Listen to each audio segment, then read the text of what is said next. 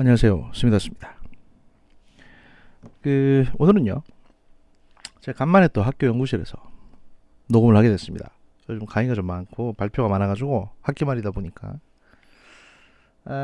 짬이 안 나고요.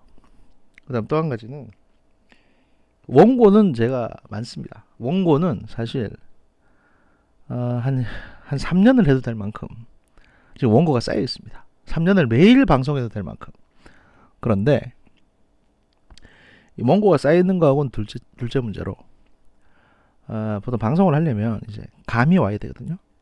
그러니까 이것도 일종의 이제 신기 같은 건데, 뭔가 시간이 아무리 많더라도 녹음을 좀 해볼까? 그래서 이제 원고를 들고 딱 보면 아무것도 눈에 안 들어올 때가 있습니다.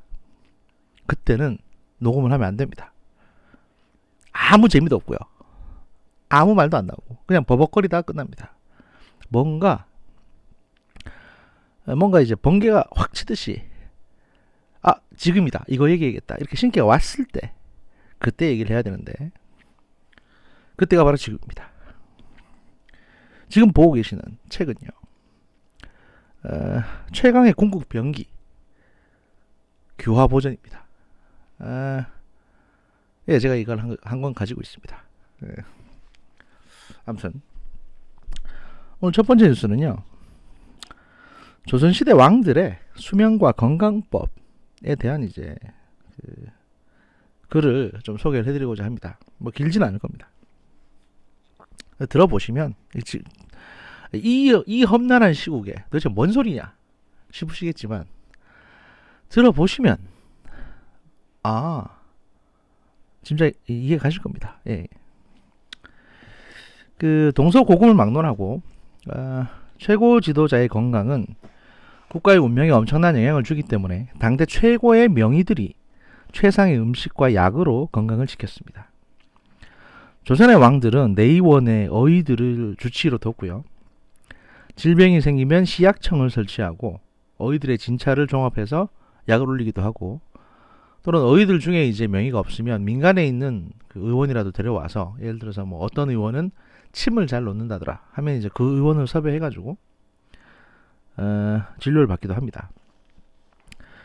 그런데 이제 조선시대 왕들 같은 경우에 평균 60세를 넘긴 경우가 수명이 고작 6명 뿐이고요. 평균 수명은 47세에 불과했습니다. 물론 이제 조선시대의 평균 수명이 40세가 되지 못하고, 또 왕들 중에 독살 당한 의혹이 있는 분들이 한 8분 되기 때문에 그걸 감안한다 하더라도 그렇게 높진 않죠. 이게 수명이 높지 않습니다. 왜냐하면 좋은 거 많이 먹고 늘 의사가 대기하고 있고, 어떤 당대의 가장 높은 수준의 어떤 그 케어를 받는데도 불구하고 이렇게밖에 못 산다.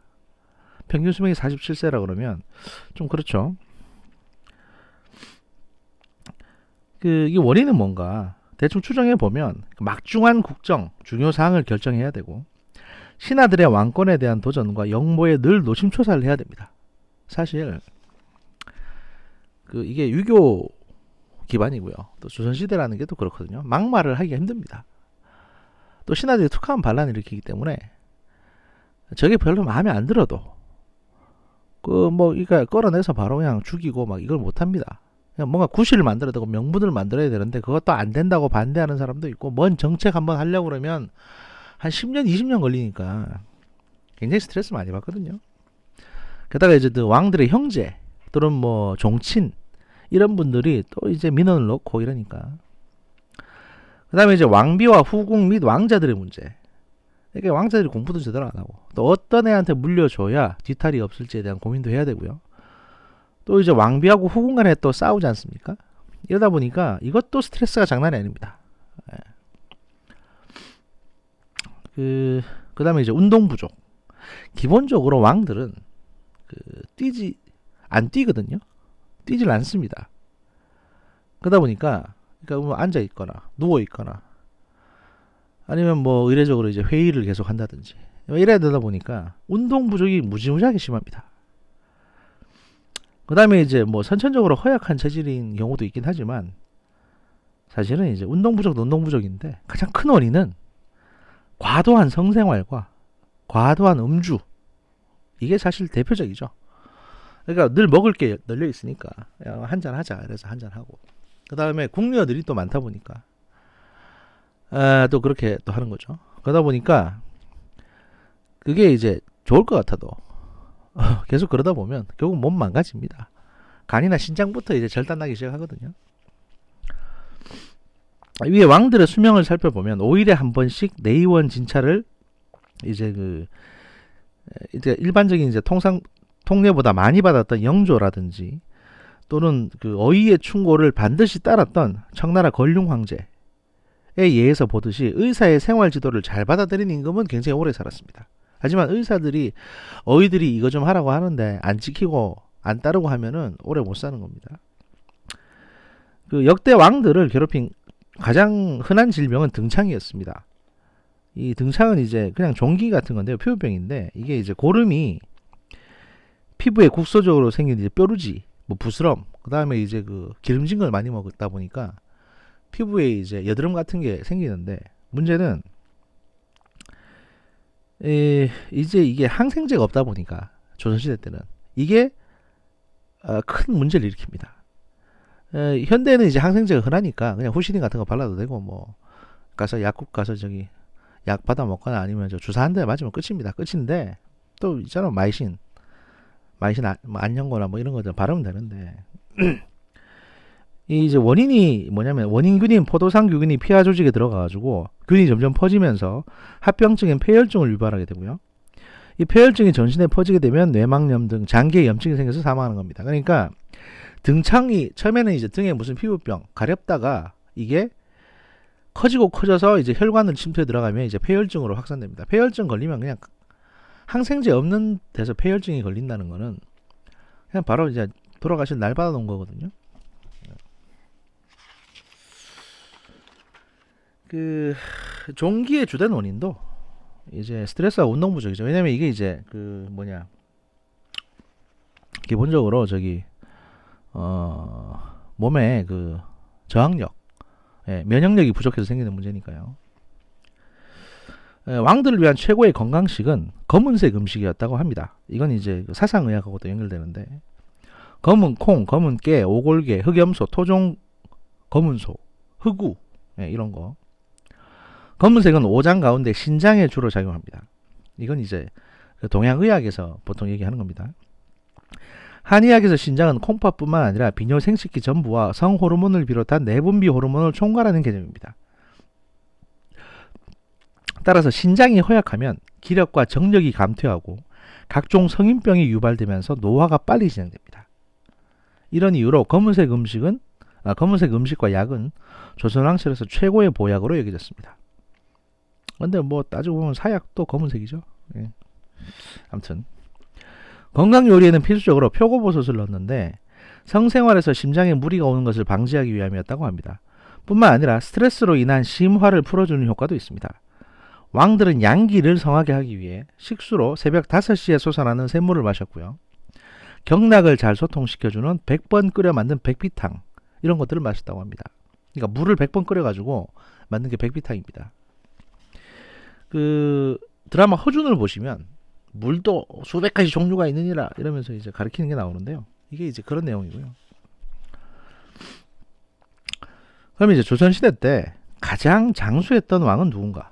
그리고 그 비결은 무엇인가를 보면 뭐 생각나시는 분이 한 분 계실 겁니다. 영조 임금이고요. 83세까지 사셨습니다. 지금으로부터 300년쯤 전인 그 당시로는 엄청난 장수고요. 이게 얼마만큼 장수냐면 영조 임금 거의 말기가 되면 그 나와 있는 신하들이 갓 태어났을 때부터 영조 임금이 얘들을 본. 그러니까 신하들이 거의 애들 수준이죠, 그냥 자기한테는. 그런 신하들로 수두룩했다는 얘기가 있습니다.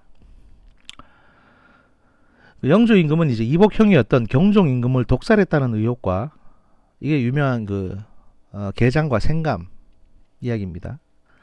사도 세자를 뒤주에 가둬 죽였다는 죄책감에 시달렸고 그 무술이 출신인 어머니에 대한 컴플렉스가 있었습니다. 그러니까 이제 영조 임금의 부인이 숙빈 최씨라고 하는데 이분이 이제 무술이 출신입니다. 그러니까 무술이는 궁녀들 중에서도 가장 이제 직급이 낮은 궁녀를 말합니다. 그러니까 무술이라고 해서 무슨 이제 물 길어 나르고 뭐 빨래하고 하는 궁녀를 말한다고 하는데 물술이라고 해가지고 저도 이제 주워 들은 얘기라서 하여튼 궁녀들 중에서도 가장 낮은 등급의 궁녀였는데 이 숙종이 이제 이 숙빈 최 씨를 어떻게 마음에 들어가지고 이렇게 해서 이제 영조가 나오신 거죠. 그런 이제 일단 이 여러 가지 컴플렉스가 있고 뭐 죄책감도 있고 독살당했다 뭐저 자기 형을 독살했다는 의혹도 있었는데 어떻게 이렇게 오래 살았냐. 첫 번째는 이제 유전적 요인으로 보고 있습니다. 일단 어머니 숙빈 최 씨가 되게 건강하신 분이셨고 부친인 숙종 임금도 이제 문무에 능한 그래서 60세까지 사셨기 때문에 일단 타고났다 이거고요. 영조는 이제 역대 임금 가운데 가장 풍성한 수염을 자랑했다고도 합니다. 두 번째, 바쁜 업무 시간에도 식사 시간은 꼭 지켜서 챙겨 먹었다고 합니다. 그러니까 식사를 거르지 않고 꼭 제 시간에 밥을 챙겨 드셨고요. 또 음식을 많이 드시는 게 아니라 적게 먹었다고 합니다. 그리고 가끔씩 밤참으로 고추장에 밥을 비벼가지고 고추장에 참기름을 넣고 밥을 이렇게 비벼가지고 가끔씩 드셨대요. 초고추장인지 그냥 생고추장인지 모르겠는데 그런 일화가 있습니다. 그래서 그 이제 임금이 음식을 굉장히 임금처럼 드시는 게 아니고 평민처럼 드셨다 이런 얘기들이 있거든요. 왜냐하면 이제 그 모친인 숙빈 최 씨가 상당히 오랫동안 이제 영조를 훈육을 했는데 거의 평민의 삶을 좀 많이 가르쳤다고 합니다. 그래서 아마 거기에 영향을 좀 받았던 것 같은데. 그리고 이제 5일에 한 번 있던 내의원 진찰을 훨씬 많이 받는 등 평상시 건강검진을 게을리하지 않으셨고요. 그 다음에 스트레스를 바로바로 해소하셨습니다. 영조 임금은. 예를 들면 뭐 실록에 있는 기록인데 예를 들면 사형을 판결하고 나면 손을 물에 씻어가지고 평상시 마음에 들지 않는 왕손이나 신하들이 사는 집 쪽으로 그러니까 손에 있는 물기를 터는 겁니다. 이렇게. 그러니까 뭐 이게 이런 내용이 이제 실록에 기록되어 있다고 하는데요.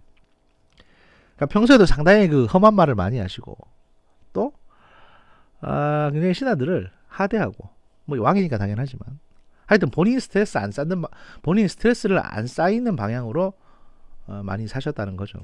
그러니까 이제 그 아무래도 오래 사셨을 수 있었다 뭐 이런 얘기고요. 영조 임금의 그 어록을 보면요. 오늘의 공부에 따라 나라의 운명이 달라진다. 이런 말씀도 하셨고. 또 이제 뭐 이거는 실록에 있는 얘기를 이제 번역해가지고 그 드라마에 대사로 실었던 건데 나야 임금이나 되니까 되는 대로 떠든다지만 경들은 그렇게 밉보였다가 장차 세손에게 어쩌려고 하는 게야 라는 말씀도 하셨다고 하고요. 제가 근데 이제 왜 갑자기 뜬금없이 임금의 건강 얘기를 하냐. 사실은 건강이 문제가 아니고 영조 임금 이야기를 하려고 했던 겁니다. 저번에 이거 영조 역사에 대해서 뭐 잘 아시는 분들은 아시겠지만 영조 임금 같은 경우에는 상당히 이제 어떻게 보면 왕이 될 수 없는 신분이었습니다. 따지고 보면 형인 이제 경종이 만약에 자식을 낳았다면 그 세제 입장인 영조가 이제 연인군인 영조가 임금이 될 수 없었죠. 그리고 이제 그 소론에 굉장히 공격을 많이 받습니다. 실제로 뭐 직접 죽이려고 자객을 보내는 경우도 꽤 많았다고 하거든요. 그래서 이제 노론 일파하고 손을 잡고 그 경종 임금이 죽고 나서 바로 이제 등극을 해가지고 소론을 대대적으로 이제 숙청을 합니다. 그러고 나서 쭉 가다가 소위 적폐청산을 그렇게 했는데 본인을 위협했던. 그러고 쭉 가다가 이제 노론 애들이 여기는 사도세자를 죽게 만드는 이런 일련의 이제 사건들을 유도하게 됩니다. 그래서 제가 왜 이 말씀드리냐면 지금의 문재인 정부가 문재인 대통령이 영조와 같은 입장이라고 생각이 됩니다. 그러면 이제 노론과 같이 적폐와 싸워서 집권을 했습니다. 그럼 어떻게 보면 다 공신들이죠. 그죠? 다 공신들이고 왕도 공신도 대등한 입장입니다. 지금의 문재인 정부에서는 어떻게 보면 그렇죠. 그런데 영조 임금의 치세에 가장 치명적인 일이 뭐냐? 사도세자의 죽음이거든요. 이걸로 영조의 치세는 그냥 더럽혀졌습니다. 이분이 80 몇 살까지 살면서 많은 치적을 했음에도 불구하고 영조하면 사도세자밖에 안 나옵니다. 저는 문재인 정부도 지금 그런 어려움을 겪고 있다. 검찰에서 최선을 다해서 막으려고 했지만 결국에는 조국 수석이라는 어떻게 보면 사도세자 사건 같은 사건이 생겼고, 이게 조국이 그렇게 막 검찰 조사받고 이게 사도세자처럼 억울하게 당한다 이런 얘기 하는 게 아닙니다. 그 노론이 사도세자 건을 일으켜가지고 영조를 갖다가 멱살을 잡았듯이 조국 사건은 어떻게 보면 이제 친문 세력이 의도하지 않고 이제 어떻게든 임명해 보려고 자기 대권 후보 이미지 메이킹 해보려고 하다가 사단이 난 건데, 뭐 친문 애들도 조국이 이 정도로 썩은 줄 몰랐겠지만 여기 문재인 대통령이 이제 덤탱이 써버린 거죠. 그래서 문재인 대통령의 치세에 지금 업적은 사라지고 조국만 남아 있습니다. 그래서 제가 답답해가지고 말씀드리는 겁니다. 자, 그래서 이제 조국 사건 관련 뉴스가 또 하나 나왔죠. 뭐냐? 법원에서 공소장 변경을 불허했습니다. 판사가. 그래서 이제 좀 시끄럽습니다. 일단 기사를 소개해드리고 제가 여기에 대해서 말씀드릴 텐데요. 정경심 표창장 위조 공소장 논란 한 사건 두 재판 되나? 라는 제목으로 나온 기사입니다. 조국 전 법무부 장관의 아내 정경심 동양대 교수의 표창장 위조 혐의를 놓고 논란이 커지고 있습니다. 검찰이 공소장을 변경할 수 있게 해달라고 했으나 법원이 이를 받아들이지 않으면서부터입니다. 법조계에서는 하나의 행위를 놓고 두 개의 재판이 동시에 열리는 이례적인 상황이 벌어질 것이라는 전망이 나오고 있습니다. 법원과 검찰에 따르면 검찰은 정경심 교수의 사문서 위조 혐의에 대해서 지난달 27일 공소장 변경 허가 신청서를 서울중앙지법 형사 25부 송인권 판사에게 제출했습니다. 재판부는 10일 열린 3차 공판 준비 기일에서 이를 받아들이지 않는다는 결정을 내렸습니다. 그러니까 이제 12월 10일 날 3차 공판 준비 기일이 열렸는데요. 이건 재판이 열린 건 아니고, 그러니까 이제 뭐 이 죄를 직접 다루는 재판이 개시된 게 아니고, 공판 준비라고 하는 거는 이제 저 증거물 줘라, 그 다음에 언제부터 어떻게 할 건데 이 공소장의 범위는 어디로 한다, 뭐 이런 것들에 대해서 검찰 측과 피의자 측, 피고인 측과 그 다음에 판사가 이제 협의하는 겁니다. 일단 재판을 준비하는 그런 절차들을 얘기하는 건데, 이 3차 공판 준비 기일에서 재판장이 공소장 변경 허가를 받아들이지 않은 겁니다. 공소장 변경은 검찰이 기소한 뒤에 공소장에 적은 공소 사실이나 적용 법조를 추가 철회 변경하는 제도입니다. 재판의 진행 경과에 따라 재판부가 검찰에 먼저 요청하는 경우도 있습니다. 검찰은 조 전 장관의 국회 인사청문회 당일인 지난 9월 6일 정경심 씨의 동양대 표창장 위조 혐의의 사문서 위조를 적용해서 재판에 넘겼습니다. 당시만 해도 표창장 위조 시점을 2012년 9월 7일, 그러니까 표창장에 적힌 날짜로 파악을 했기 때문에 공소시효 만료를 1시간 남겨놓고 기소를 하게 된 것입니다. 만약에 이때 기소를 안 했으면 공소시효가 넘어가게 되니까 이 표창장 사문서 위조 혐의에 대해서는 수사를 할 수가 없게 됩니다. 그래도 뭐 검찰이 조사하면 되는 거 아니냐고 생각하시겠지만, 수사라는 거는요, 법적인 절차에 따라서 하는 겁니다. 사건 기록부에 등록이 되고 공무원들이 가서 사람 불러오고 해야 되는데, 지금도 사실은 제대로 안 오는데, 공소시효 지난 사건에 대해서 조사할 게 있으니까 오라고 하면 오겠습니까? 정경심이가 당연히 안 오죠. 의무가 없는데. 지금 저기 살인의 추억 그 범인도 공소시효 지나가지고 저렇게 지 마음대로 하고 싶은 얘기 다 하는 거 아니겠습니까? 처벌 안 받을 거 아니까. 그 꼴 나는 겁니다. 그러니 이제 1시간 남겨놓고 기소를 했습니다. 정 씨에 대한 추가 기소는 11월 11일 날 있었습니다. 정 씨의 혐의는 사모펀드 비리 등 14가지입니다. 이 가운데 자녀 입시 비리 관련 혐의도 있었는데 표창장 위조 시점을 2013년 6월로 적시하게 됩니다. 그러니까 일단 기소하고 추가 수사 결과 이제 진실이 드러나게 된 거죠. 표창장의 위조 장소도 동양대 연구실에서 정 씨의 집으로 바뀌었습니다. 검찰은 추가 기소한 내용에 맞춰 먼저 재판에 넘긴 사안의 공소장을 변경할 수 있도록 해달라며 법원에 요청을 했습니다. 하지만 재판장인 이제 송인권 판사는 이걸 허가하지 않은 거죠. 왜냐? 공범과 범행 일시, 장소, 방법, 목적 등이 동일하지 않다는 이유라고 내세웠습니다. 그래서 별도로 재판해야 하는 사건이라고 이 송인권 판사는 얘기를 한 겁니다. 그러니까 자기한테 온 사건은 9월 6일 날 한 그 사건이고 2012년 9월 7일에 위조했다는 사건이고 지금 추가 기소를 하겠다는 이제 2013년 6월 달로 사무소 위조했다는 거는 별개의 사건이기 때문에 다른 판사한테 뭐 하든지 이런 얘기를 한 겁니다. 내 법정에서는 이건 안 하겠다는 식으로. 재판부의 이 같은 판단을 놓고 법조계에서는 다소 이해하기 어려운 판단이라는 반응이 나옵니다. 왜냐하면 하나의 사건을 놓고 디테일을 추가하는 수준인데 굳이 받아들이지 않을 필요가 있었냐는 지적입니다. 한 변호사는 검찰이 아예 새로운 사건을 들고 온 게 아니지 않냐. 수사 경과에 따라 범행 내용을 정확히 적시하겠다는 건데 굳이 재판부가 불한 이유를 모르겠다고 했고요.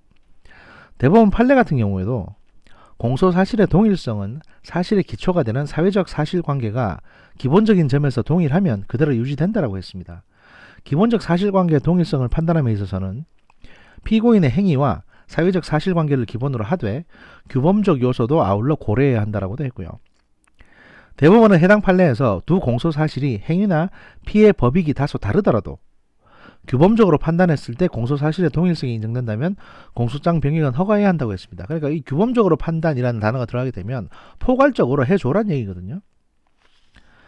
물론 이제 이걸 비판하는 쪽에서는 범행 일시가 9개월의 차이가 있고 장소도 경북 영주시에서 서울 서초구로 달라지는 등 내용상의 차이가 크다고 판단할 여지도 있다는 지적도 나오긴 합니다.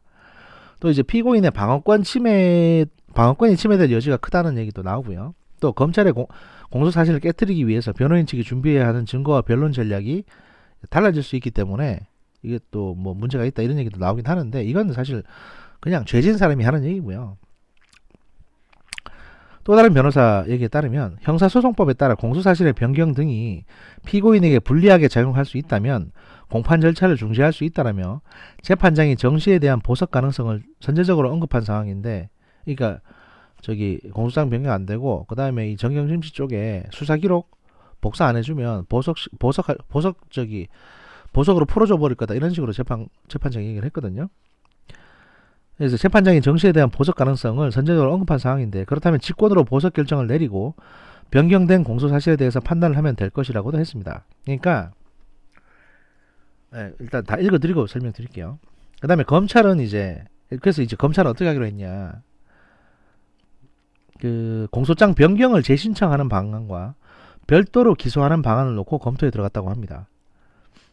검찰 안팎에서는 사무소 위조 혐의를 별도로 기소해서 따로 재판을 할 것이라는 관측이 우세하고요. 그러니까 판사가 야 이거 두 개는 다른 사건이라는 식으로 얘기를 했으니까 내용이 다르지 않냐, 완전히 다르지 않냐, 판사가 이렇게 얘기를 했으니 오케이 알았어, 그러면 우리가 수사에서 밝혀낸 2013년 6월 달에 위조했다는 그 팩트에 관한 사건을 별도로 기소하겠다. 그래서 다른 재판부에 가져가겠다는 거죠.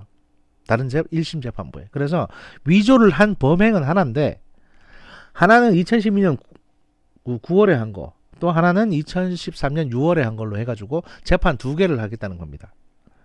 그러면 무슨 문제가 생길 수 있냐면, 만약에 두 번째 2013년 6월, 그러니까 수사 결과에 따른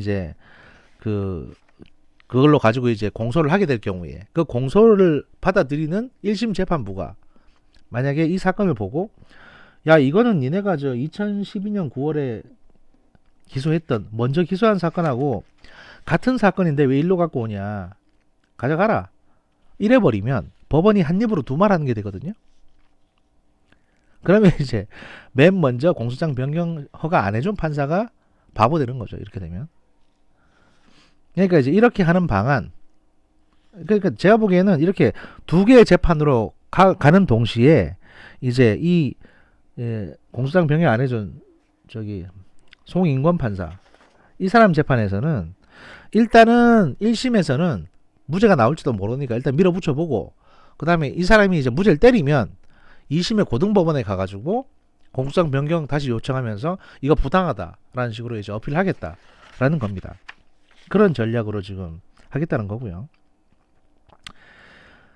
그 하나의 행위로 두 번 기소하는 건 일사부재리 원칙에 위반되는 거긴 하지만 사실 이제 이게 판결이 나면 위반되는 건데 아직 판결 나는 게 아니기 때문에 뭐 기소하는 것 자체는 일사부재리가 큰 상관은 없습니다. 어쨌든.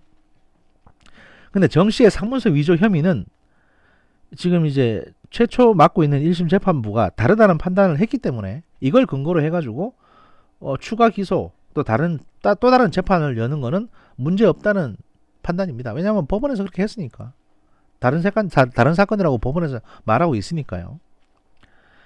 그리고 이제 기소한 사건의 재판도 그대로 이어질 것으로 보이고요. 공소장 변경 허가 신청이 기각당할 경우 대항할 수 있는 방법이 없기 때문에 항소심에서 항소 이유 중 하나로 제시하고 판단을 받아보겠다는 게 이제 검찰의 내부 전략이고요. 제가 이거를 조금 이제 검토를 해봤는데 법률적으로 지금 판례 대비해가지고 나와 있는 학설이 몇 개 있습니다. 예를 들면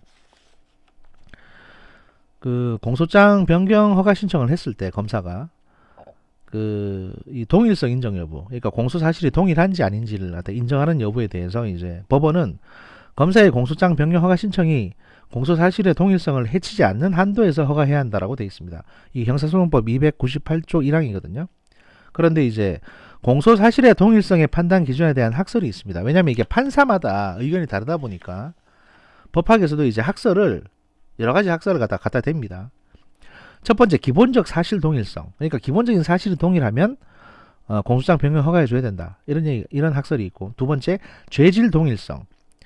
범죄가 동일하다면, 예를 들어 어떤 사람은 한 사건에 대해서 어떤 기소는 이제 절도로 했고, 어떤 기소는 강도로 했을 경우에 이게 두 개가 크게 차이가 나지 않으면 이제 절도를 했는데 나중에 추가해 보니까 칼 들고 가서 강도를 했더라 그러면 강도로 변경해줘도 된다. 절도범이니까 그렇게 기소할 수 있다는 거고. 근데 만약에 살인 강도나 강도 상해인데 이거를 단순 절도로 변경할 수는 없다. 뭐 이런 거죠. 그러니까 죄질 동일설은. 그다음에 구성요건 공통설이 있습니다. 구성요건은 여기에 해당되는 뭐 여러 가지 구성요건에 대해서 뭐 범인이 갖고 피의자가 갖고 뭐 이런 얘기들이고요. 그다음에 소인 공통설 등이 있습니다. 이 중에 그 현재의 공소사실과 변경하려는 공소사실의 기초가 되는 사회적 사실관계가 다소 차이가 있더라도 기본적인 점에서 동일하다면 공소사실의 동일성을 인정해야 한다는 기본적 사실 동일설이 다수설의 입장입니다. 검토하면 공소사실의 동일성은 공소사실의 기초가 되는 사회적 사실관계를 기본으로 하면서 규범적 요소도 함께 고려해야 된다는 겁니다. 그러니까 현재 정경심씨 재판에 관해서도 그 판사가 뭐라고 했냐면 이 재판과 이 공소장과 추가된 변경 공소장이 같은 범죄를 다루고 있고, 그러니까 사문서 위조에 대해서 다루고 있고, 적용 형법 조문이라든지 또는 이제 그 피고가 동일한 거라든지 이런 거에 대해서는 본인도 인정한다는 겁니다. 그러니까 자기가 보기에도 사문서 위조의 혐의에 대해서는 이 피고가 지고 있는 것 같다.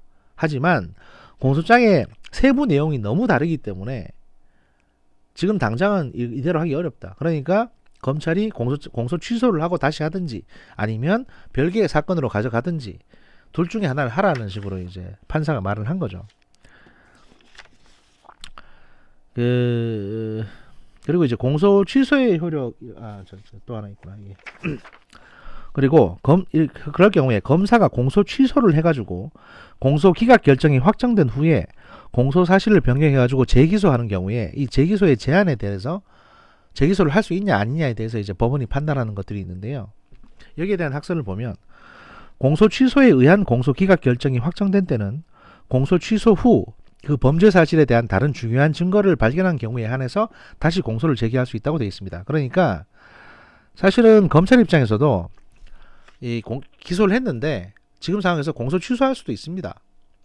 공소 취소하겠다. 그러면 이 판사는 이제 공소 취소엔 기각할 거거든요. 그리고 수사해 보니까 추가된 사실이 있기 때문에 다시 재기소할 수 있습니다. 그런 방법으로 이제 이 정경심 씨를 다시 법정에 세울 수 있습니다. 현재 방법으로는. 하지만 검찰은 이제 그렇게까지는 안 하려고 하는 거죠. 왜냐하면 다른 사건 같은 경우에는 그렇게 하면 되는데 지금 정경심 씨나 조국 씨 관련 건 같은 경우에는 만약에 공소 취소를 할 경우에 지금도 사실 민주당에서 그런 얘기 나오고 이제 문바들도 그런 얘기 하거든요. 봐라, 검찰이 억지로 기소했다가 이 사단이 난 거 아니냐 식으로 얘기를 합니다. 근데 검찰이 기소했을 그러니까 올해 9월 6일 날인가 3일 날 때는요. 검찰이 기소했을 그 시점에서는 여러분도 저도 검찰도 아무도 정경심 씨가 표창장에 위조했던 의혹이 있다는 것만 알았지 이런 지금까지 나온 전체적인 어떤 증거에 대해서 몰랐습니다. 그러니까 검찰은 기소할 수 있는 겁니다. 왜냐하면 수사를 해야 되니까요. 그때 기소 안 하면 공소시효시라서 수사도 못 한다니까요. 그러니까 만약에 그때 기소를 안 했으면 검사들은 전부 다 수사관으로서의 의무를 저버린 게 되는 거고 다 직무유기가 되는 겁니다. 왜냐하면 범죄를 눈 감아주는 게 되니까요. 그래서 좀 무리해서라도 기소를 한 거고 그래서 추가적인 수사를 통해서 증거를 밝혀낸 겁니다. 그리고 이 형사소송법에서도 다른 중요한 증거를 발견했을 경우에는 얼마든지 재공소를 할 수 있다고 되어 있습니다. 이게 단순히 제 뇌피셜이 아니고요. 많은 분들이 보셨겠지만 어제 밤에 그 전직 부장판사 출신인 부장판사 출신인 분께서 정경심의 공소장 변경 불허는 중대한 위법행위다라는 식으로 이제 그 해당 재판부에 강한 비판을 하셨습니다. 이분도 이제 판사 출신이시니까 또 같은 저기 서울중앙지방법원에 근무하셨던 것도 전직도 있으니까 그 전직 부장판사가 조국 전 법무부 장관의 부인인 정경심 교수에 대한 검찰 공소장 변경을 법원이 불허한 데 대해서 법원 결정은 중대하게 위법하다며 검찰 기소가 잘못되기라도 한 것처럼 재판부가 흠집내기를 하고 있다고 비판을 했습니다. 그는 재판부를 상대로 재판을 시작하기도 전에 정경심 교수에게 무죄를 선고하려고 마음먹고 있는 것처럼 보인다라며 비판하기도 했습니다. 왜냐하면 판사가 엊그저께 뭐라고 했냐면 재판부가 내가 잘못 판단할 수도 있다. 그러면 저기 항소해라 라고 얘기했거든요. 그 말은 아직 재판 시작도 안 했는데 내가 무죄 때릴 거니까 검찰 니네는 그럼 2심 가서 항소하시든지요. 이런 얘기를 한 겁니다. 감정적으로. 왜 이랬는지 짐작은 갑니다. 왜냐하면 이 판사가 지금 공판기일 3번째지 않습니까? 그러니까 그 전에 한 2-3달 동안 정경심 씨 측에 저 변호사한테 지금까지 수사된 수사 기록 복사해서 갖다 주라고 했거든요. 그래야 변호를 할 거 아니냐고 식으로. 그런데 아직까지도 사모펀드 포함해서 모든 사건에 대해서 조국이라든지 이런 공범자들에 대해 수사 중인데 수사 기록을 복사해서 갖다 주면 수사 기밀이 유출될 거 아닙니까? 그러니까 검찰도 의도적으로 복사 안 해주고 계속 시간을 끌고 있는 게 좀 있거든요. 왜냐하면 수사 기밀이 누출돼 버리면 그 조국 씨에 대한 수사가 불가능해지니까 그 사이 어떤 참고인이 죽어나갈지 누가 합니까? 또 지금 유죄수사 뭐니 해서 수사가 확대되고 있는데요. 그러니 가능한 한 이제 다른 기소들은 좀 늦추고 정경심 씨만 미리 기소를 했기 때문에 절차를 이제 진행을 하되 검찰 입장에서는 최대한 공판기일 여러 번 잡으면서 재판을 늦추고 있는 상황입니다. 지금.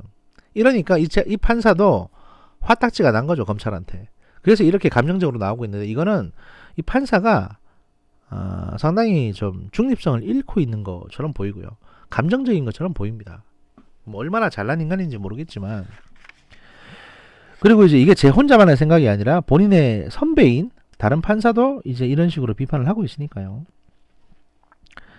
이 전직 부장판사 이제 이충상 전직 부장판사신데요. 이분이 이제 뭐라고 했냐면 기본적인 공소 사실이 동일하면 공소장의 나머지 내용을 변경할 수 있는 것이라면서 사건의 기본적 공소 사실은 정 교수가 동양대 총장 명의의 이제 정 교수의 딸인 조민에 대한 2012년 9월 7일자 표창장을 위조했다는 것이라고 강조했습니다. 그러니까 이거는 변한 게 없죠. 이 표창장이 위조된 것 자체는.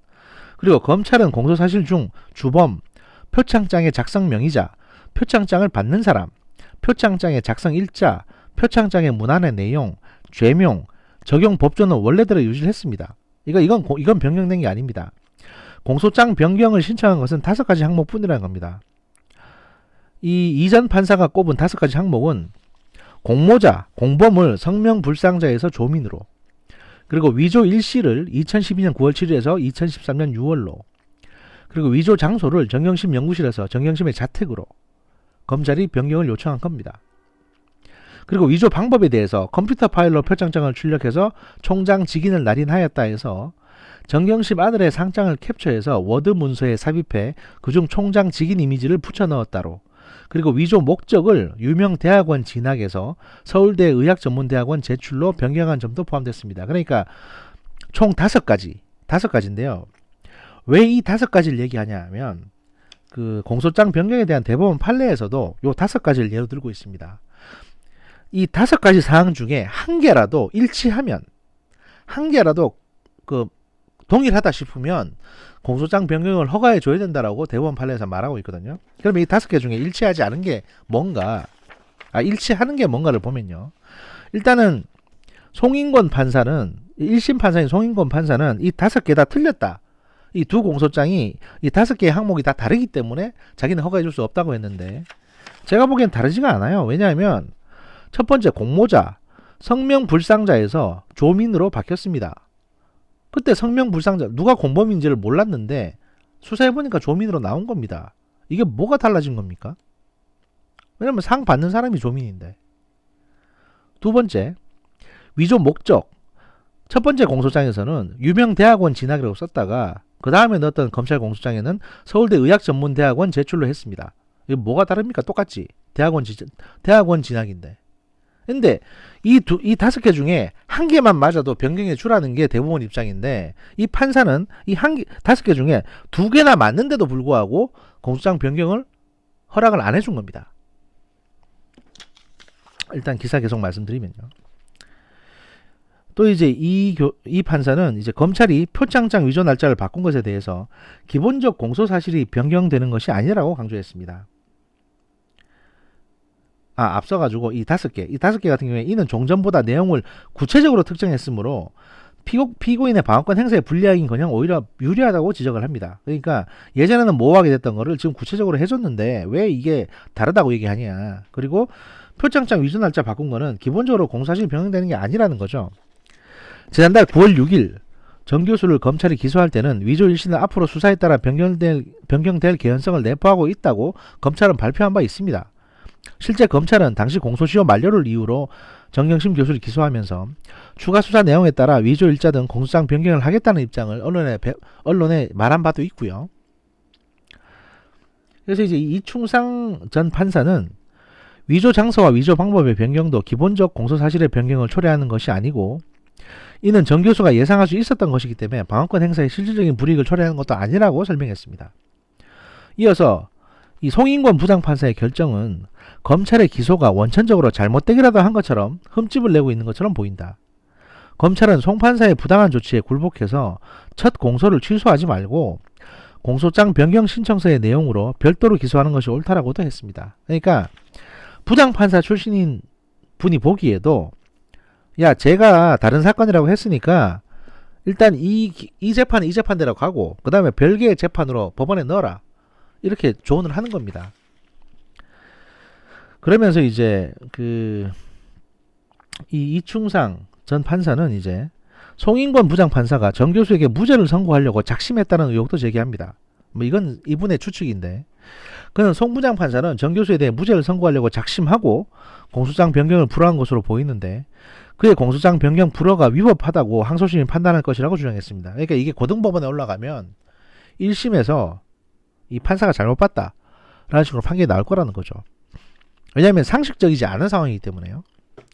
이어서 정경심 교수의 변호인조차 보석 청구에 대해서 언급하지 않은 상황에서 이 송인권 부장판사가 수사기록 복사가 늦어지면 정 교수에 대한 보석을 검토하겠다고 했다며 증거인멸의 염려가 있어 구속되어 있는 피고인의 보석을 재판장이 수사기록의 복사와 연결될 것은 아니다라고 비판을 했습니다. 그러니까 냉정하게 가야지 왜 검찰하고 싸우냐 이거죠.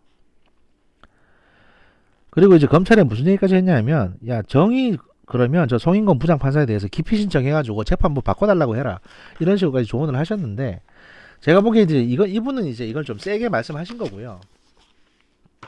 이 사안에 대해서 법리적으로만 보자면, 아주 냉정하게 드라이하게만 보자면 송인권 부장판사 입장에서는 뭐 법리적으로 할 수 있는 얘기를 한 거는 맞습니다. 뭐냐면 자기가 보기에는 별도의 사건으로 하는 게 낫겠다. 내 재판은 내 재판대로 하고 검찰은 이거 다른 사건이니까 다른 사건으로 떼가지고 가져가라. 어차피 이 사무소 위조건 아니더라도 지금 송인권한테 부장판사한테 재판 받아야 될 게 14가지, 13가지 혐의가 더 있거든요. 그러니까 본인은 이걸 볼 테니까 이 위조건은 변경 힘드니 가져가라고 말을 한 거고, 왜 이렇게까지 얘기했냐. 아까도 말씀드렸지만 이제 9월 달부터 이 정경심 씨 변호인 쪽에 수사 기록이라든지 또는 뭐 피고인이 방어권을 행사할 수 있는 자료들을 좀 복사해 주라고 했는데 검찰이 지금까지 복사를 하나도 안 해줬습니다. 계속 시간을 질질 끌고. 그러니까 재판장의 지시를 검찰이 이행하지 않았기 때문에 판사 입장에서는 이렇게 짜증을 낼 수 있는 겁니다.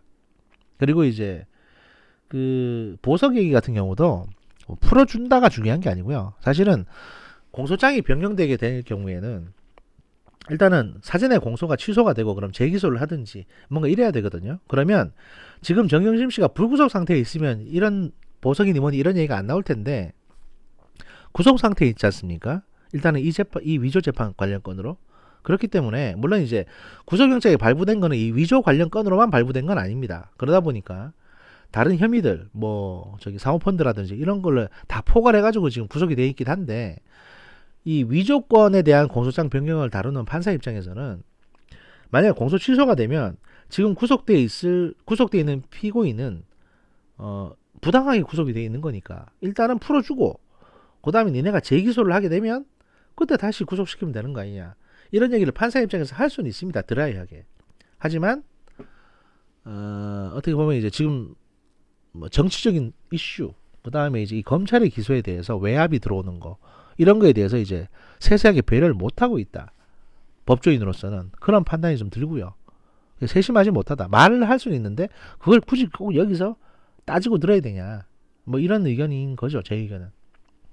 그러면서 굳이 이제 욕을 먹으려고 자처를 하고 있으니, 심지어 이제 그걸로 해서 이런 얘기까지 나오거든요. 저기 서초동 길바닥에서 데모한 놈 아니냐, 송인권 판사도. 그러니까 뭐 조국 수호 거기에 동참해가지고 지금 지재판 맡았다고 이러는 거 아니냐는 얘기도 나오고 있고, 심지어는 정기인사철이 아닌데 문바가 거기에 앉혔다, 이런 참혹한 얘기까지 나오고 있습니다. 저는 뭐 그렇게까지 생각하고 싶지는 않은데, 그리고 판사가 이제 뭐 못할 말을 한 건 아니지만 본인 선배 판사까지도 이렇게 격분해가지고 이런저런 글을 써내시는 거니까 두루두루 좀 읽어보시고 참고하셨으면 좋겠다 싶고요.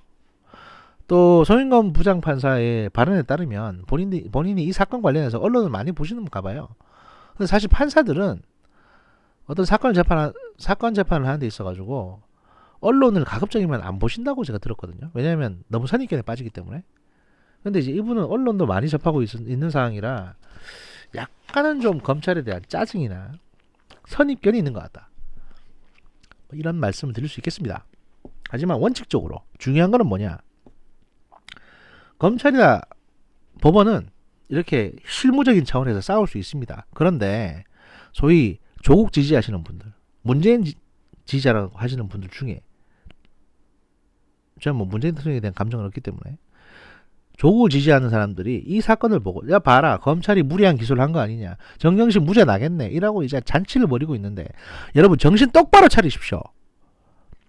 범죄자를 두둔해가지고 여러분이 얻을 게 뭡니까? 솔직히 이 절차적으로 뭔가 잘못된 게 있으면 이미 범죄를 확인한 이상 이 범죄를 처벌하기 위해서 어떻게든 방법을 찾아서 처벌할 생각을 해야 되는 거지, 수사기관 비난하고 범죄자 두둔해가지고 여러분들이 문재인 정부의 성공을 바랍니까? 지금까지 나온 증거만 가지고도, 증거를 보고도 조국이나 정경심이 죄가 없네 이딴 소리 하실 거면요, 그냥 사회생활 하지 마시고 그냥 섬에 들어가서 고사리나 캐먹고 사세요. 그냥 이제 다른 일반적인 평범한 사람들 힘들게 만들지 마시고. 그렇게 식견도 없고 사리분별 못하는 사람들이 무슨 인터넷을 합니까? 트위터를 하고.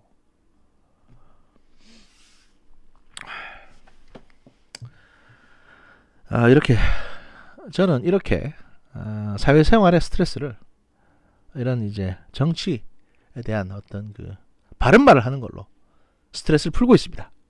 그렇기 때문에 저는 일단 이런 식으로 스트레스를 풀고, 또 이걸 듣는 많은 족바분들께서 저를 욕할 거기 때문에 저는 장수할 겁니다. 네. 일단 1부는 여기까지 하고요. 아주 밤늦게 2부를 업로드하겠습니다. 감사합니다.